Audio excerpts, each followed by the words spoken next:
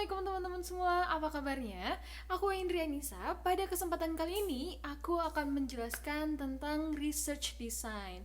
Nah, di research design ini, aku akan menjelaskan apa sih definisi dari research design itu sendiri, kemudian apa saja klasifikasi dari research design itu sendiri. Nah, di sini aku akan menggunakan media PowerPoint agar teman-teman lebih mudah untuk memahami materinya. Oke, langsung aja masuk ke slide pertama. Di sini ada perkenalan. Hello, saya Indra Nisa dan ini adalah NIM saya 1501172305. Nah, untuk slide selanjutnya di sini ada definisi rancangan penelitian atau research design. Apa sih yang disebut dengan research design itu sendiri? Nah, jadi menurut para ahli itu sendiri, research design adalah sebuah penelitian atau sebuah riset yang berdasarkan kepada variabel secara komprehensif sehingga nantinya penelitian tersebut akan menghasilkan sebuah jawaban-jawaban yang dipertanyakan atau jawaban-jawaban sesuai dengan apa yang diteliti seperti itu. Nah, untuk selanjutnya di sini ada klasifikasi rancangan penelitian. Jadi, di research design itu tuh ada apa aja sih? Yuk kita cari tahu. Nah, yang pertama di sini ada tabel.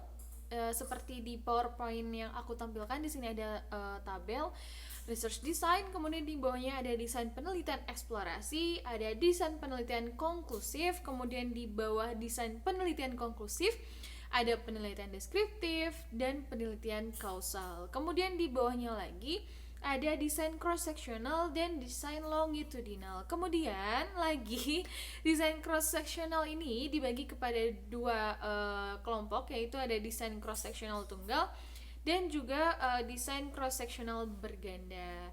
Yuk mari kita cari tahu apa sih arti dari masing-masing klasifikasi tersebut.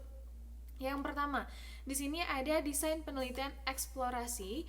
Nah, kalau desain penelitian eksplorasi itu merupakan sebuah penelitian yang lebih berdasarkan kepada explore atau wawasan, sehingga outputnya atau hasilnya itu akan lebih apa ya namanya? Hasilnya itu lebih sementara dan pada hasil akhirnya biasanya akan melakukan sebuah riset eksplorasi lagi dan lagi. Nah, sedangkan kalau misalnya desain konklusif itu lebih kepada penelitian yang digunakan untuk menguji hipotesis tertentu sehingga mereka akan mendapatkan jawaban yang pasti atas variabel-variabel tertentu. Dan biasanya si hasil atau output dari riset konklusif ini digunakan sebagai input untuk pengambilan keputusan atau decision making seperti itu. Nah, untuk yang selanjutnya di tabel yang berikutnya ada penelitian deskriptif dan juga penelitian kausal. Kalau apa sih bedanya? Kalau penelitian deskriptif itu biasanya lebih menghasilkan sebuah definisi atau wawasan tertentu, sedangkan kalau penelitian kausal, penelitian tersebut akan menghasilkan atau akan meneliti tentang hubungan sebab akibat. Oke, yang selanjutnya di sini ada desain cross sectional dan desain longitudinal. Nah, teman-teman udah tahu belum sih apa bedanya antara penelitian desain longitudinal dan cross sectional? Oke, mari kita lihat di sini. Nah, kalau misalnya cross sectional, desain cross sectional itu sendiri merupakan penelitian yang biasanya hanya dilakukan dalam satu periode saja. Nah, misalkan kita meneliti penjualan fashion muslim di tahun 2013 dan 2014 misalkan.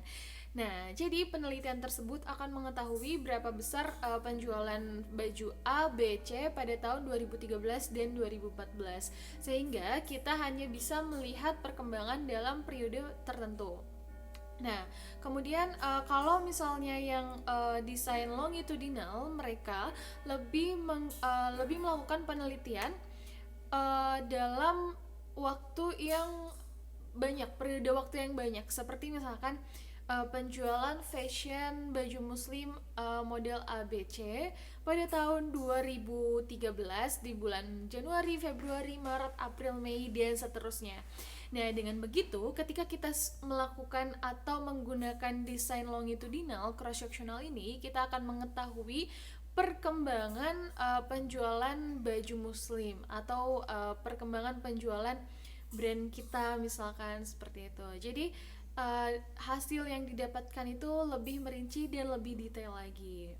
Nah, kalau misalnya desain cross-sectional single dan juga berganda itu dibedakan melalui sumber yang didapatkan dari penelitian tersebut. Misalkan kita meneliti kepada sumber personal atau seseorang, itu bisa masuk kelompok desain cross-sectional yang single atau yang tunggal.